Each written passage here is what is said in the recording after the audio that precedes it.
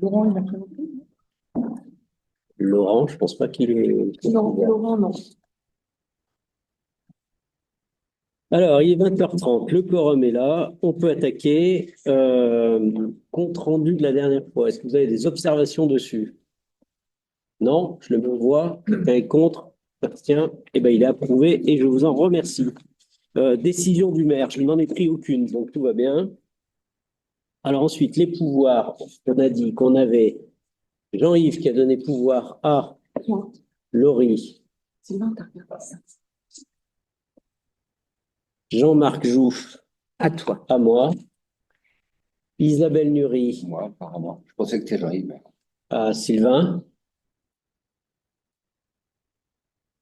On est bon? On est complet. Alors, vous avez vu qu'on a rajouté à l'ordre du jour la subvention à la musique, il me semble, Oui. qui était hors délai. Ça pose pas de problème à personne. C'est bon, on y va comme ça. Allez, je les prends dans l'ordre. Donc, le premier point, c'est les subventions aux associations 2025. Je vais laisser Franck causer parce que c'est Franck qui a fait le boulot. Donc, en fait, on a eu, alors en préambule, je dis juste le préambule, on avait voté une ligne budgétaire de 6 500 € pour les subventions aux associations pour l'année 2025. À ce montant-là, on a enlevé 1 450 € correspondant à la subvention versée à ACL en 2024. Et on vous parlera d'ACL ensuite. Donc, la ligne, le budget, l'enveloppe pour les subventions aux associations est donc de 6 500 moins 1 450, donc de 5 050. À toi, Monsieur Franck.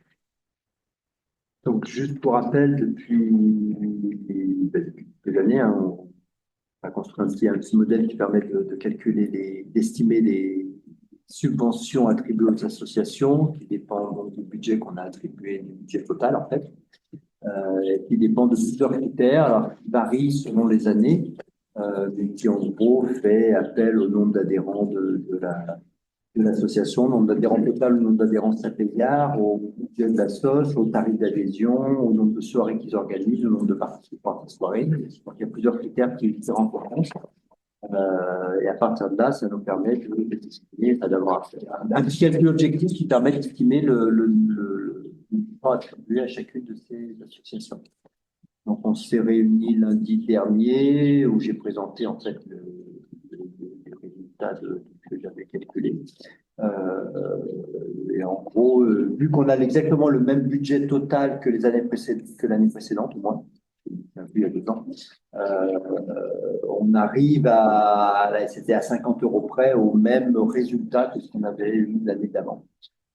On a décidé de proposer exactement les mêmes montants. Il y avait un petit écart de 50 € d'une assoce à l'autre et voilà, on est revenu sur exactement les mêmes montants qu'on avait l'année précédente. C'était exactement les mêmes assos qui ont demandé que l'an dernier, qui ont demandé de subvention auprès de la mairie. Donc, j'en ai sous les yeux, mais c'était 1100. Alors, le SNC 1700, on propose le SNC 1700 €, La Bonne Fabrique 1700, Sapé Art 500, Yosaprod 350 et l'AEP 800, ce qui fait un total de 5 050. Donc, je rappelle ce qu'a dit Laurie juste avant, c'est qu'on avait donc en fait un budget, on avait budgétisé 6 500 € et qu'on a gardé pour ACL 1 450 €, la même subvention que l'an dernier, pour répondre à leur demande spécifique de subventions plus importantes liées à d'autres critères dont on parlera. Donc voilà, donc c'est ce qu'on vous propose de voter comme subvention pour cette année. C'est bon pour tout le monde ou il y a des questions? Non, c'est bon. C'est bon, on y va comme ça? Allez, quelqu'un est contre? S'abstient? C'est voté, merci. Juste un mot, je pense que bon, c'est notre dernière année, je dirais, d'attribution comme ça, avant qu'il y ait un prochain conseil, un nouveau conseil, on va dire. Donc ça veut dire que ces modèles-là demanderont d'être améliorés, repris, transformés, je ne sais pas comment, mais voilà. Donc, parce que là, cette année, c'est vrai que c'était autant depuis 2-3 ans, ça se passait bien. Et cette année, j'ai eu plus de mal à trouver vraiment des critères qui étaient bien corrélés avec les montants qu'on attribuait. Donc, il y a sûrement des choses à améliorer dans le système. Ouais, pas une science exacte, hein. Non. Alors, ça, c'est bon. Ensuite, toujours au chapitre des subventions, il y a la subvention exceptionnelle 2025 qui est demandée par la Bonne Fabrique. En gros, je vous rappelle que cette subvention, elle couvre le loyer qu'on facture pour la Jacobine, qui est de 1 500 euros. Et donc, entre guillemets, on verse une subvention qui correspond au loyer à la part des adhérents Sapeyard Prêt. Donc, dans le calcul de la délib, vous avez 90%, je vous le fais court, de Sapeyard et 10% d'extérieur. Et donc, on verse 90% de 1 500 fois 12. Voilà, en gros, l'idée générale. Et l'idée, c'était de faire apparaître ce loyer pour l'assurance, c'était ça le... Ouais, alors ça a plusieurs petits intérêts, mais entre autres, pour des problèmes d'assurance, fallait qu'on le fasse apparaître, fallait qu'on ait un loyer, fallait qu'on ait un loyer sur la durée des travaux, etc. Ce qui a permis à la Bonne Fabrique de récupérer, son nous de assurance. récupérer des trucs, eux de récupérer, voilà, de quoi se reloger. Enfin, ça a contribué à tout ça, quoi. Voilà, voilà. Est-ce qu'il y a des questions là-dessus? Donc, Juste ce dispositif, est-ce qu'il est amené à être... il est amené à Pérenne, être... en Bah non, 2026? puisque dès qu'on les réinstalle, il faudra trouver une autre combine. Mais comme ce ne sera pas début 2026, il y aura quand même encore une période... Oui, oui, bah en fait, on va couvrir comme ça jusqu'à au La réinstallation. réaménagement. Voilà. Bah, c'est ça l'idée. Après, on en reparle chaque année, mais le principe, c'est de reconduire ce système jusqu'au réaménagement. Et là, il y aura une petite question de fond à retraiter avec eux pour voir comment on reprend le loyer, parce qu'à l'époque où ils étaient là-bas, vous vous rappelez tous que le loyer était payé par travaux qu'ils avaient réalisés. Or, cette fois-ci, les travaux sont réalisés par nous. Donc, il n'y aura pas d'amortissement. Donc, on en reviendra à ce qu'on fait classiquement maintenant avec les titulaires de bail.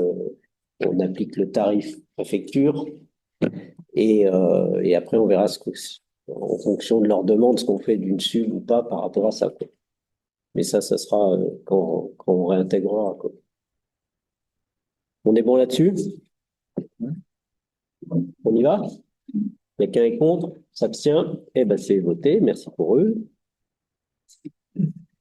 Ensuite, ACL 2025. Donc, cette année, enfin, c'est pas la première année qu'ils nous demandent un peu plus d'argent, mais cette année, ils ont un peu fait le forcing. On va saluer les représentants d'ACL ici présents, qui ont fait le forcing en nous expliquant, donc on a eu aussi des réunions avec le département qui accompagne les écoles de musique et qui nous a quand même rappelé qu'on n'était pas parmi les plus gros contributeurs de ces affaires-là, étant entendu qu'on a la chance d'avoir une association particulièrement dynamique qui a un nombre, je vais vous faire l'article ici même, mais puisqu'il y a des musiciens dans la salle, mais qui est quand même quelque chose de très actif, apprécié et qui a une importance pour le village. Donc, le département nous a rappelé son souhait d'un accompagnement plus sérieux. Les dirigeants, l'équipe qui s'occupe de l'animation nous a expliqué un peu leur projet, tout ce qu'ils faisaient. Donc, bon, on s'est dit que effectivement, vu qu'on avait quand même des finances qui étaient un tout petit peu meilleures, on pouvait se pencher positivement sur cette demande. Et donc, on a étudié plutôt positivement la demande d'une subvention de 5 000 euros. Alors, leur souhait était que ça soit pérenne dans le temps, évidemment, chose qu'on peut difficilement assurer, mais on va partir sur le principe d'une convention qui permet de verser 5 000 euros pour cette année et qui sera à reconduire normalement année après année. Mais voilà le principe qu'on a retenu. Voilà, voilà. Et ça permet de débloquer aussi des subventions du département? Alors, débloqué ou pas, je ne sais pas, mais en tout cas, ça accompagne et c'est quand même beaucoup plus élégant d'être en phase, c'est-à-dire de ne pas en demander trop aux uns et pas assez aux autres. Voilà. Ça rééquilibre les choses et c'est vrai que le département est sensible au fait qu'on augmente de contribution. Voilà. Est-ce qu'il y a des questions là-dessus? Est-ce qu'on leur propose de nous dire ce qu'ils Est-ce qu'on peut suspendre la séance? Oui, et vous cédez la parole? Oui. Si vous voulez dire un mot, vous pouvez. C'est pas du forcing, c'était plutôt une explication que le département réclame depuis des années. Le département est notre principal subventionneur depuis longtemps. Combien il donne, rappelle-nous? 5 000 ou 4 Ouais, c'est 5 ça. ou 4 000, ça dépend ça dépend. Mais c'est pour ça. Il y a un enjeu pour nous, c'est de faire partie du schéma directeur d'enseignement artistique de l'Isère. C'est pas seulement le département, c'est aussi un réseau d'écoles. C'est aussi une construction des cycles qui permet à un CPIA ensuite d'aller suivre son cycle ailleurs. C'est un bassin de vie qui fonctionne bien. Et on a une spécificité ici, c'est la musique d'ensemble. Et tout ce qui a changé ces 2 dernières années tient énormément au fait qu'on ait recruté Émilie Pong comme coordinatrice. En gros, c'est la directrice de l'école de musique. Elle a structuré l'asso, elle a dynamisé la vie entre les enseignants. Il y a 13 CDI ou CDD, mais c'est l'équivalent de CDI puisqu'ils sont CDDisés ensuite. Je pense qu'on doit être l'asso qui a le plus de CDI. Notre enjeu, il est de fidéliser les profs. Et Émilie a participé énormément, mais le département nous demande 6 heures par semaine pour 150 élèves. Nous, on peut financer que 3. On est monté à 4. Grâce à la subvention, on pourra pérenniser ce 4.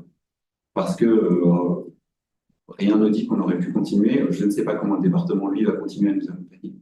Mais la condition du département, c'était de dire si le SAPE continue devient le principal subventionneur, nous, on continue. Le danger, c'était de sortir du schéma directeur et que tout s'arrête. Donc, cette subvention est dans un contexte comme celui-ci, avec une collectivité sur 2 qui baisse son budget à la culture en 2025. Pour nous, c'est un geste exceptionnel. Merci. Ouais, tu pourras dire aux autres qu'on fait x4.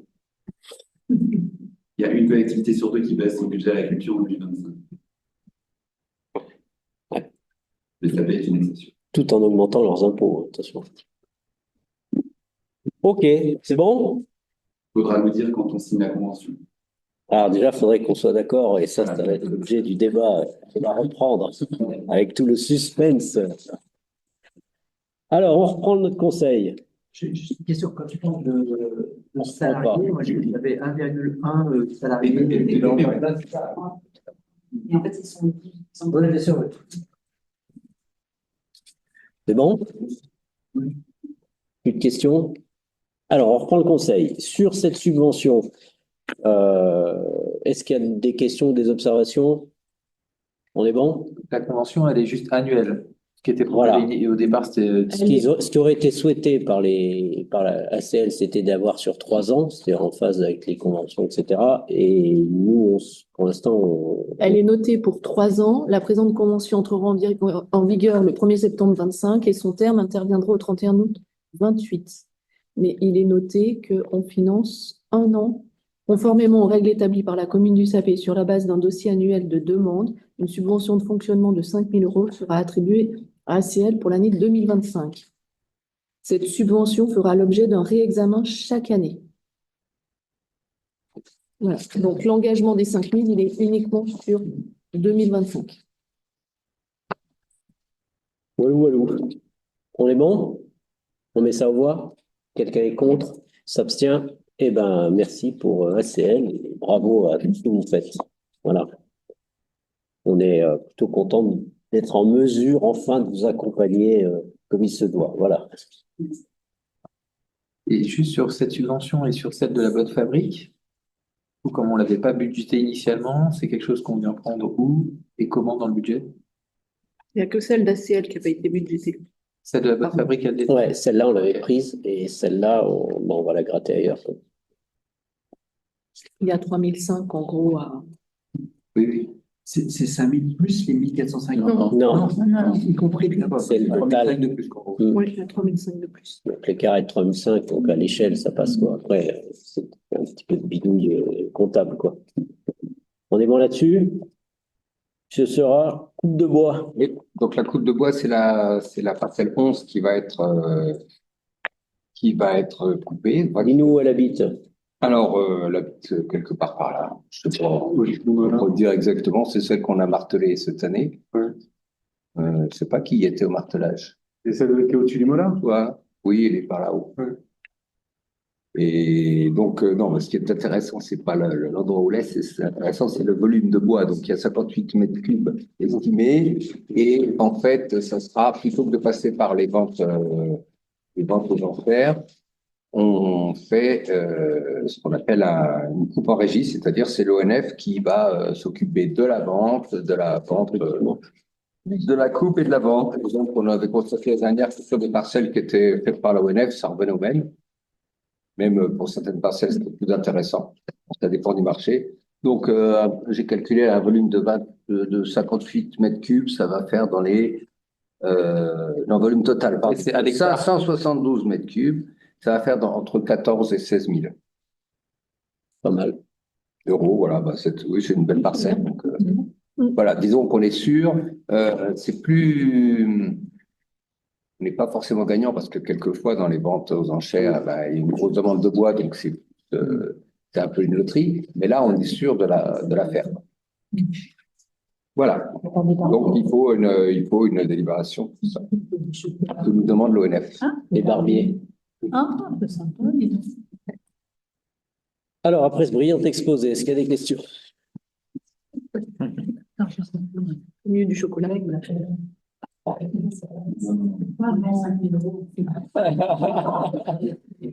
On tout craqué en chocolat.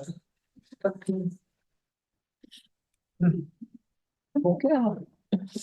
Alors, du coup, bah, on met ça au bois, la vente du bois, bah, ça, ouais, encore une fois, c'est vrai que toutes nos opérations, depuis des années qu'on achète des parcelles, bah, on se constitue un patrimoine, ce qui permet aussi d'avoir une forêt, entre guillemets, publique, en tout cas communale, un peu plus importante. Ça nous permet de regrouper des parcelles, de faire des opérations plus importantes, et je pense qu'on est gagnant sur De faire des conventions avec notamment le vélo, Ouais. le VTT, enfin bref, ça permet aussi de mettre des parcelles à disposition de certaines associations pour le découvrir de la nature. Enfin bref. Voilà, ça a pas mal d'avantages, donc on est plutôt content de cette affaire, voilà.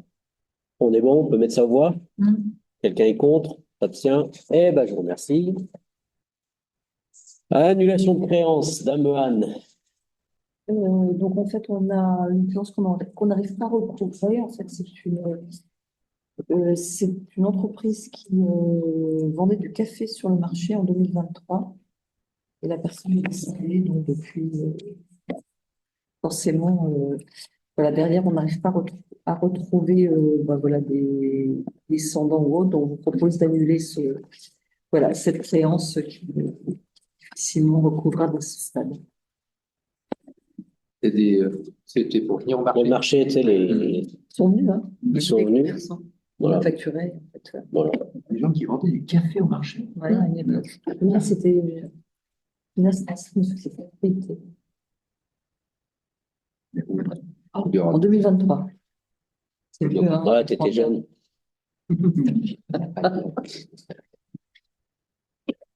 Bon, c'est bon pour ça? On n'y passe pas plus de temps? Quelqu'un est contre? S'abstient? Eh ben, c'est voté. Alors après, création d'un emploi non permanent. Anne. Donc, on a, pour renforcer l'accueil pendant l'absence de Rachel, on a pris une jeune sapégarde, en fait, à mi-temps, pour voilà, travailler à l'accueil plus sur d'autres dossiers. Donc, pour la payer, il nous faut passer par une délibération. Donc, voilà, on vous demande, en fait, d'approuver l'accroissement temporaire d'activité pendant 1 mois, payer cette jeune sapégarde qui est Sidonie Brestiel. Voilà. Question? Observation? On y va? Quelqu'un est contre? S'abstient? Eh ben, c'est approuvé. Merci. Alors enfin, gamme, représentation des communes au sein du Conseil métropolitain. Alors l'explication est la suivante. Il y a le Code général des collectivités distribue le nombre de représentants au sein du Conseil métropolitain en fonction de la population. Cette distribution, elle entraîne un certain nombre de délégués. Et la dernière fois, il y a eu un accord entre la plupart des communes y compris Grenoble, pour modifier l'accord, ce que permet le code, dans une certaine mesure, qui a permis de créer 9 délégués supplémentaires, je crois, pour un certain nombre de villes. Je ne sais pas si elles sont recitées dans le truc. Celle de l'accord précédent? Ouais, mais c'est les mêmes, hein, à quelque chose Ouais. près. Alors, ça peut varier.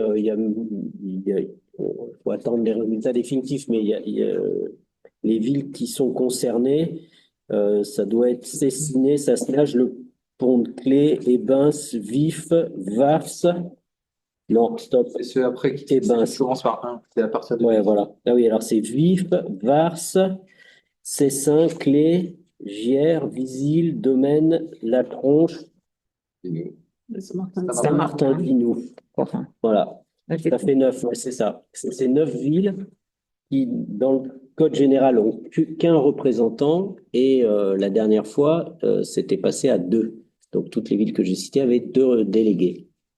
Et cette fois-ci, donc il faut revoter le fait qu'on est d'accord pour que ces villes aient 9 délégués, enfin qu'on ait, le Conseil ait 9 délégués supplémentaires affectés au nombre d'un chacun pour les 9 villes que j'ai citées. Et le problème, c'est que pour que cet accord passe, il faut qu'il y ait une majorité des je ne sais plus combien des communes et que les communes comme Grenoble soient d'accord. Et Grenoble a déjà signifié, il y a déjà quelques temps, qu'ils n'étaient pas d'accord. Donc, le Conseil, malgré quel que soit ce qu'on vote ce soir, restera avec 9 sièges de moins qu'aujourd'hui.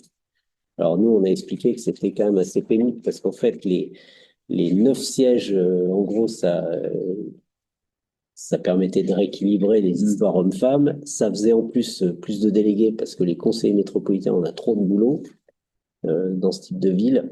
Et donc, du coup, on trouve bien dommage que, voilà, que Grenoble prive le conseil de cette possibilité. Voilà, voilà. Et bon, si vous voulez le décodage, ils privent le conseil de cette possibilité parce que ils ont fait le calcul que ça les rapproche potentiellement de la prise de contrôle de la métropole. Et parce qu'ils s'entendent plus tellement bien dans leur exécutif qui veulent essayer de reprendre le contrôle et donc ils mettent toutes les cartouches de leur côté. Voilà un peu l'explication de texte. Donc, en tout cas, le but de la délibération ce soir, c'est de nous se positionner par rapport à ce problème. Donc, en gros, de dire si on est pour la version stricte ou pour la version où on accorde à 9 villes un délégué supplémentaire. Voilà. Et donc, la proposition de vote qu'on fait ce soir, c'est de faire en sorte qu'on ait ces 9 délégués supplémentaires. Donc, c'est le chiffre de 119. Donc, c'est 119, celui que nous, on souhaiterait avoir, je crois. Est-ce que j'ai été clair? Ouais. Est-ce qu'il y a des questions? Est-ce qu'il y en a qui veulent dire quelque chose? Non? Bon, donc la proposition de la commune, c'est de solliciter le fait qu'on puisse avoir 9 délégués complémentaires. On est bon? Alors, on passe au vote. Qui est contre? Qui s'abstient? Hilda? Odile? Moi, je suis pas là. C'est quoi? Hein, tu t'abstiens? Je m'abstiens aussi, je n'ai pas vraiment d'avis sur.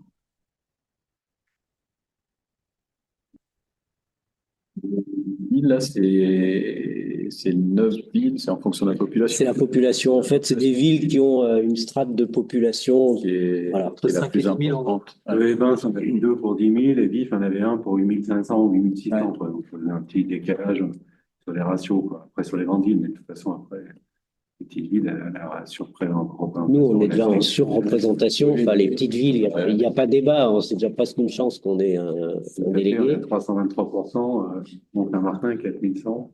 C'est le seul qui est vraiment dessus les 1000. Voilà. Et après, le problème, c'est qu'en fait, à Grenoble, ils ont je ne sais plus combien de délégués, 34, 35. Et en fait, il y en a 5 qui suivent, quoi. Les autres s'en foutent, quoi, parce que voilà. Et puis, à l'inverse, dans les communes de strates intermédiaires, on n'arrive pas à suivre, quoi.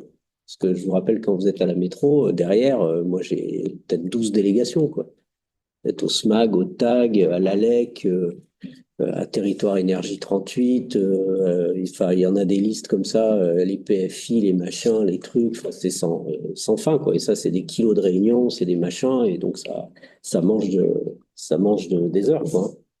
Bon, enfin voilà, de toute façon, voilà, on fera suivre la position de la commune, mais malheureusement, ça ne changera pas grand-chose. Grenoble a politisé le truc, donc voilà, on en est là.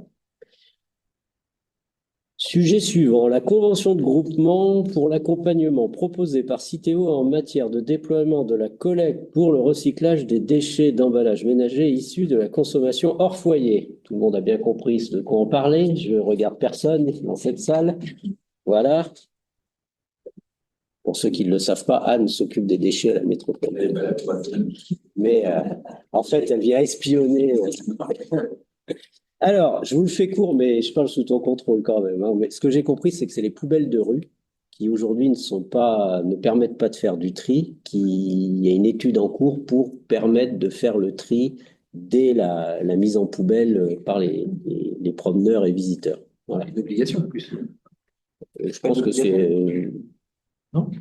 Bon, c'est une amélioration. Voilà.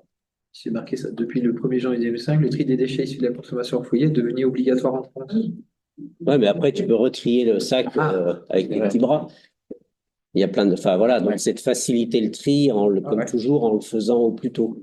Bon, ça, c'est les choses. Et donc, la convention de groupement, en fait, c'est celle qui nous permettrait, parce que les poubelles, en fait, c'est nous qui, si j'ai bien compris, qui devons les acheter, quoi, un jour. Donc, pour l'instant, il n'y a pas d'engagement, mais ça permet de se mettre dans la convention et de prendre rang, si on voulait acheter les poubelles dans ce cadre-là. Oui, tu peux y aller. Fais-toi plaisir. En fait, c'est une convention de groupement qui sert aussi à être financée par Citeo. Donc, en fait, à la métro, on allait chercher des sous chez les organismes qui s'occupent du tri. Et en fait, c'est pour le compte des communes qu'on fait. Nous, on n'a pas le droit de s'occuper des poubelles de rue. C'est les communes, effectivement, qui sont responsables des poubelles de rue. Mais comme Citeo, on les connaît bien, en fait, on va aller chercher des subventions. On fait une convention de groupement avec les communes qui sont intéressées. Et nous, on fait boîte aux lettres, en fait, sur les financements. On rémunère un tout petit bout d'ingénierie chez nous. Et le reste, ça va pour les communes qui font des actions, quoi. Donc, en fait, l'idée, c'est juste d'aller chercher des sous à l'extérieur pour mener des actions sur le terrain qui sont bénéfiques au tri des déchets. Merci de cette précision, Madame la directrice. Il Il n'y a pas de hasard. Il y en a 9 des poubelles de rue au Sapin. Ouais. Bah, ça va depuis le Saint-Hénard, tous les parkings, etc., quoi, dans l'école. Ça, c'est nos agents qui les vident, ouais. Nous, on a des gens qui montent au Saint-Hénard 3 fois par semaine. 3 fois par semaine, vider, ramasser autour, etc., quoi, entre autres. Voilà. Bon, après, je ne sais pas si on le fera parce que il y a des fois, malgré les subventions, c'est plus cher qu'une poubelle. On fait tous train moins, mais pour l'instant, la proposition qu'on vous fait, c'est d'adhérer, des fois que ça soit simple et coordonné, que ça soit lisible aussi pour tous les métropolitains, parce que les principaux utilisateurs, c'est pas forcément des SAPR, donc c'est plutôt intéressant que ça soit, entre guillemets, normalisé, quoi. Moi, j'ai une question. Consommation hors foyer, ça veut dire que c'est quoi? Ben, c'est pas la poubelle de la maison. Oui, mais c'est des encombrants, hein, non? Non, c'est la poubelle de rue. Quand tu te promènes dans la rue et que tu jettes un truc, D'accord. la corbeille. Ok. quand tu jettes ton cornet de frites, Ok. ta barquette en plastique. Ouais, c'est ça. On est bon là-dessus? Ouais, je mets ça aux voix. Quelqu'un est contre? S'abstient? Eh ben, c'est voté, merci. J'ai le plaisir de vous dire qu'on a épuisé l'ordre du jour. Alors ensuite, il y avait l'avancement de la reconstruction de la mairie. Bon, ben, ça parle à peu près tout seul pour une fois. Vous avez vu que les travaux ont attaqué.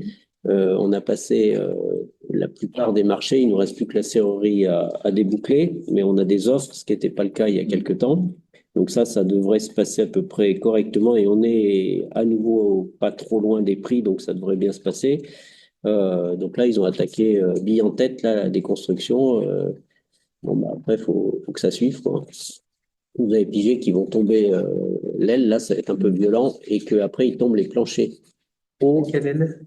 L'aile du syndicat d'initiative qui va tomber. Donc là, ça va nous faire un petit choc émotionnel. Ah ouais, c'est sûr. Et ensuite, il va y avoir un autre choc émotionnel, c'est quand ils vont tomber les deux planchers bois de l'étage et du rez-de-chaussée. Cela, ça va faire comme une impression de vide à l'intérieur. Ouais. Voilà. Donc voilà où on en est là-dessus. Bon, pour l'instant, ça roule à peu près. On est bon? C'est déjà un peu fait. Les planchers, c'est pas déjà fait ou en partie fait? Non, non, il y a encore des trucs à l'étage. Donc, Ouais. comme quoi, il y a un étage. On voit pas le toit. Et ouais, après, ils vont démonter le toit. Ouais. Alors, on récupère le bois, nous. Ah, On récupère le bois et les tôles. on verra le ciel. Ouais. Ouais. On met la belle étoile. On est bon là-dessus ou il y a des questions? On est bon? Après, on vous avait proposé un petit débat sur la vidéoprotection. On a fait venir deux entreprises pour voir ce que ça coûtait, ce que ça permet de faire, etc. Les boîtes qu'on a reçues nous ont... Pardon? Je repars en mission, donc tout d'abord, Bon, bah, bon appétit surtout. voilà. Salut.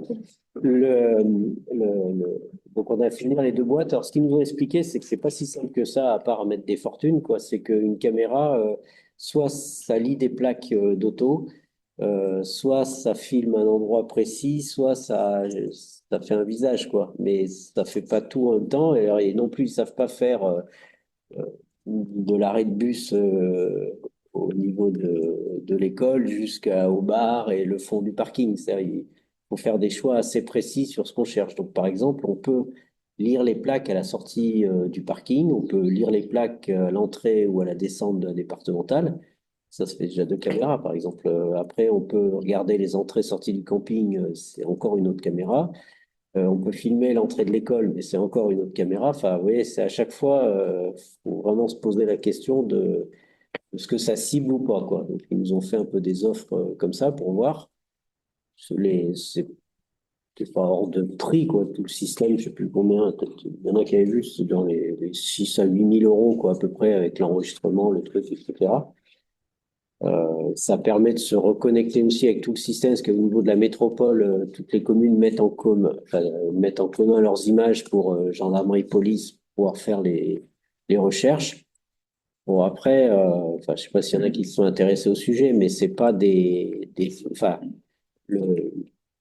l'idée de penser que parce qu'il y a une caméra, ça empêche des vols ou des dégradations et pas forcément vérifié facilement. Ça peut, mais ça saute pas aux yeux, quoi. Après, ça résout quelques situations, notamment quand elles sont graves, mais les petits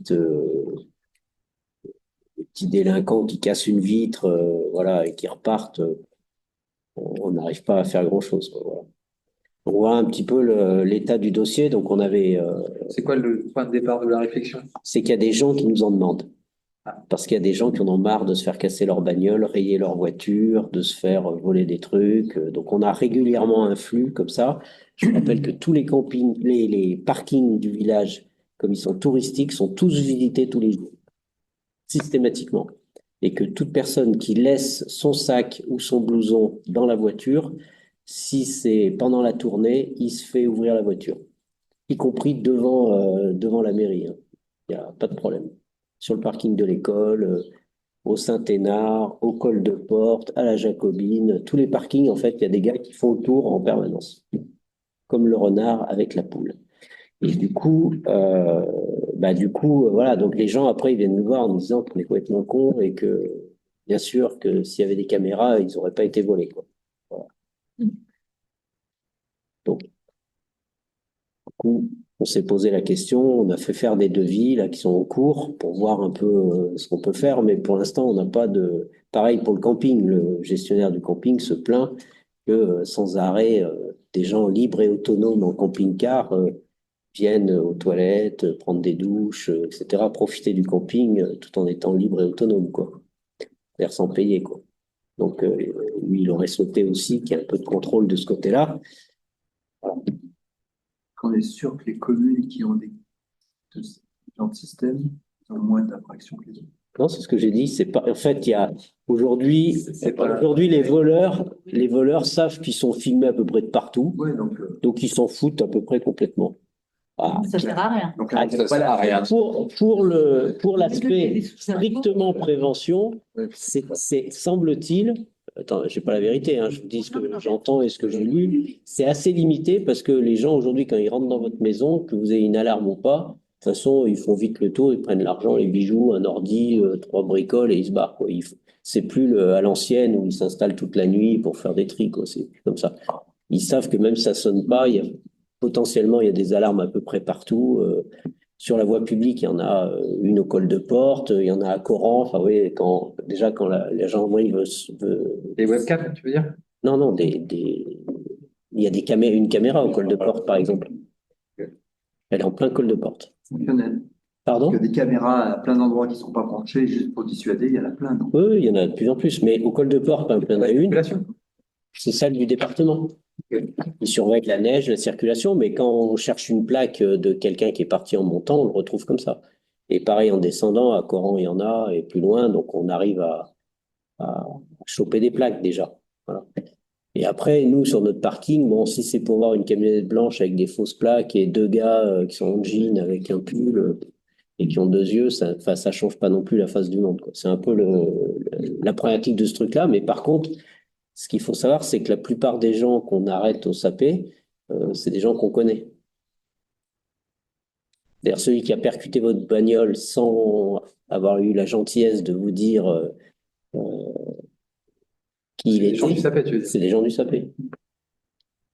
Et le gamin qui fait une connerie, quand on voit la caméra, lui, on le reconnaît rapidement, quoi. Voilà. Donc voilà un peu ce que je peux vous dire là-dessus, quoi. Donc je sais pas si on Des plaintes régulières, générales, Ah bon, souvent des vols sur bagnole, il y en a. Alors les gens portent même plus plainte parce que ça rajoute encore un niveau de gêne, quoi, parce qu'il faut descendre, etc. Mais il y en a pas mal. Et puis il y en a plein dont on n'est pas au courant parce que le Hollandais qui se fait casser au Saint-Hénard ou ailleurs, il vient pas en mairie, quoi. Nous, on n'entend que le Sapéyard qui se fait casser un truc, quoi.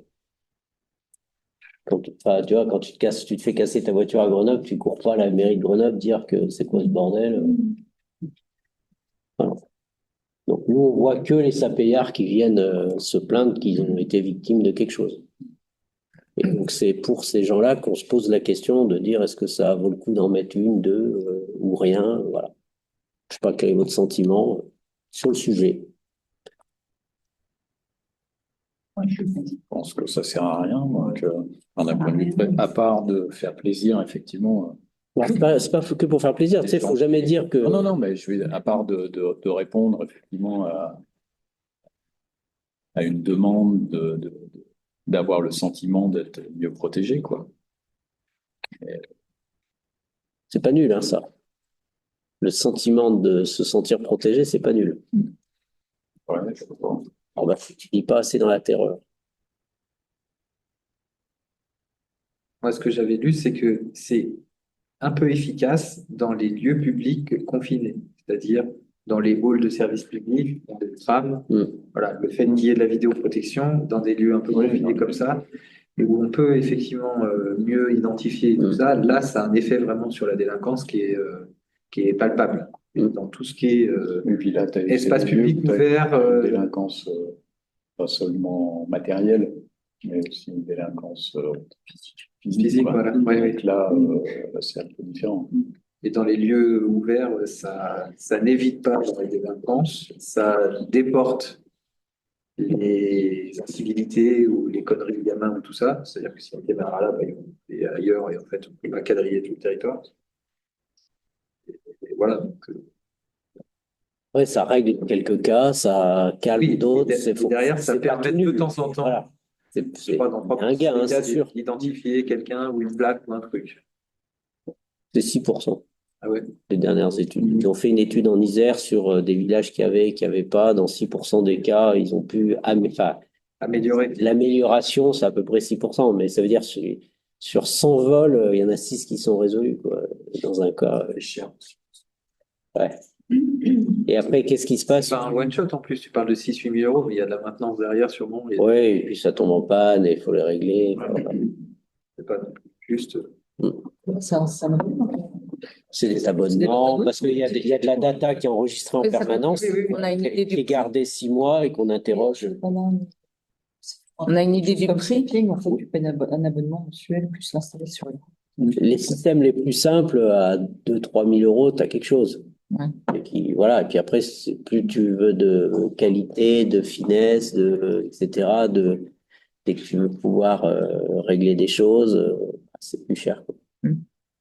Nous, au SAP, si on voulait faire les choses à peu près correctement, faut imaginer que c'est au moins 8 000 euros one shot. Et puis après, derrière, c'est un truc qui il doit y avoir un abonnement, il doit y avoir 2, 3 trucs à régler de temps en temps. Enfin, voilà. Tu parlais de lecture de plaques, c'est parce que c'était aussi quelque chose qui était envisagé ou pas? Au départ, tu parlais de lecture de plaques. Ouais. Bah, lecteur de plaque, c'est quand tu vois quelqu'un C'est qui. juste lire une plaque d'une voiture qui est passée pour l'identifier parce qu'on sait qu'elle a fait quelque chose ailleurs, Ouais. c'est ça?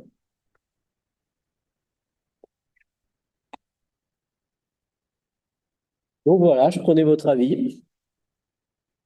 Toi, tu dis quoi? Je causais avec Sylvain. Oui, mais à part ça.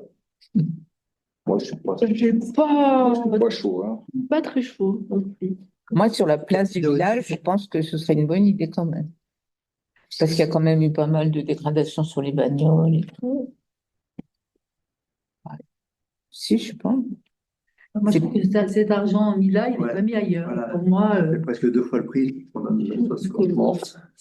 Bah ouais. Oui, non, mais voilà, faut faire des parallèles comme c'est une ça. sorte de choix, quoi. Voilà. Si tu le mets là, tu ne le mets pas ailleurs. Bah, tu vas le mettre tout ailleurs, c'est pareil. De toute façon, il ne faut pas fermer sa voiture à clé. Hein? Il ne faut pas fermer sa voiture à Faut clé. partir avec son sac et son. Faut pas laisser C'est son tout. sac et sa veste. Sur mon clé. C'est comme ça, il fait son poids de serrure. Bah, Hein? c'est ça. Bon, je note que c'est pas un enthousiasme fou. Non, On en reste là tranquille. Ouais. Tranquille, ça me va bien.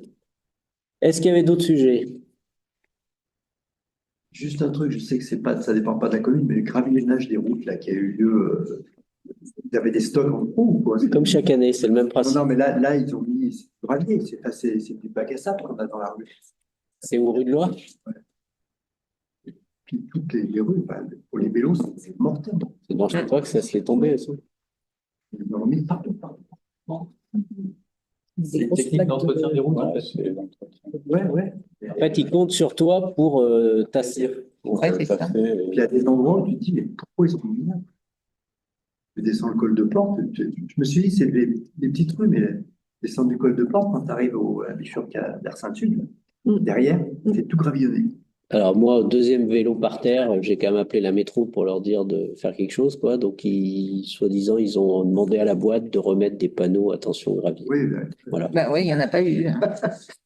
En fait, ils mettent un espèce d'enrobé Ouais, sur la fissure, dans les trous, un est-ce peu qu'ils partout. sont censés l'enlever 3 semaines après, je crois. Est-ce qu'ils le font vraiment? En fait, si, après ils balayent. En fait, ils mettent le gravier en vrac dessus. Donc toi, tu es censé faire le boulot de tasser, tu tasses, et Voiture, quand ils pensent que vélo. tu as bien travaillé, normalement, ils balayent. Après, ça peut être fait plus ou moins rapidement. Mais ça, c'est une technique qui Là, permet de gagner ils ont des été années forts. dans les réflexions complètes. Je t'ai pas entendu, pardon? J'ai l'impression qu'ils ont été forts plus que d'habitude. Ouais. Ils ont eu des... Et les promos sur le gravier. Oui, sûrement. Bon, après, c'est les vélos, les motos qui morfent, hein. Ah, C'est sûr. Ça, les t'en as voitures- ramassé un, les toi, non, voitures c'est pas toi? recyclées, enfin, c'est... Moi, j'en ai ramassé un. C'est bien dansant. Ça fait mal. Surtout quand ils vont très vite. Il a les filles. T'as pas besoin d'aller vite. Bah, oui. Enfin, quand t'es à 60, là, c'est saignant, hein, quand même, le steak. Bon, Walou, autre chose? On est tout bon? On lève le camp? Eh ben, merci à tous. N'oubliez pas de tout signer, là. Tout le monde a tout signé.